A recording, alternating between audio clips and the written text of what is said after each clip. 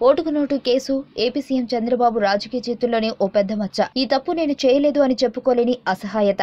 ఆ గొంతు నాది కాదు అని గట్టిగా చెప్పగలిగిన పరిస్థితి లేదు. ఈ కేసు బయటపడిన తర్వాత ఈ ఏడాది కాలంలో కనీసం ఒక్కసారి కూడా టీడీపీ వర్గాలు ఆ గొంతు చంద్రబాబుది కాదు అని ఎక్కడా చెప్పలేదు. ఈ కేసు విషయంలో చంద్రబాబు తప్పు చేశారన్నది స్పష్టంగా తెలిసిపోతుంది. అయితే అది రుజువు అవుతుందా కాదా అనేది ఇక్కడ పాయింట్. గతంలో నీ సంగతి తెలుస్తా అని ఒకరికొకరు సవాళ్లు విసురుకున్న చంద్రబాబు, కేసీఆర్ ఆ తర్వాత కాలంలో రాజీకొచ్చారు. ఆ రహస్య రాజీలో భాగంగానే చంద్రబాబు హుటాహుటిగా అమరావతికి వెళ్లిపోయారని అంటుంటారు. రాజకీయ కారణాలు ఏవైనా, వెనుక సూత్రధారులు ఎవరైనా రాజీకి వచ్చిన మాట వాస్తవమే. దీనికి అనుగుణంగానే ఓటుకు నోటు కేసు దర్యాప్తు కూడా నత్తనడకన తలపిస్తోంది. అయితే గత వారం రోజులుగా మళ్లీ ఈ కేసు దర్యాప్తులో వేగంగా కనిపిస్తుంది.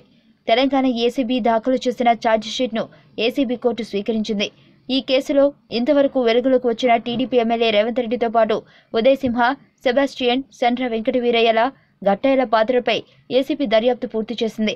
ఆ తర్వాత దాఖలు చేసిన ఛార్జిషీట్ను కోర్టు పరిగణలోనికి తీసుకుని ఈ కేసుకు సంబంధించి నిందితులంతా ఈ నెల 31న కోర్టుకు హాజరు కావాలని కోర్టు ఆదేశించింది. ఈ మేరకు సమన్లు జారీ అయ్యాయి. ఈ కేసు విచారణలో మరికొందరి పేర్లు కూడా ప్రస్తావనకు వచ్చాయని, ఆడియో టేప్లు, ఫోరెన్సిక్ నివేదిక ఆధారంగా కూడా మరికొందరి పాత్ర గురించి కూడా ఆరా తీసినట్లు మీడియాలో కథనాలొస్తున్నాయి. మరి గతంలో కుదిరిన రాజీ విఫలమైందా? చంద్రబాబు చుట్టూ ఉచ్చు బిగుసుకుందా? లేక గతంలో మాదిరిగానే ఈ కేసు తాటకు చప్పుళ్లను మరిపిస్తుందా? చూడాలి.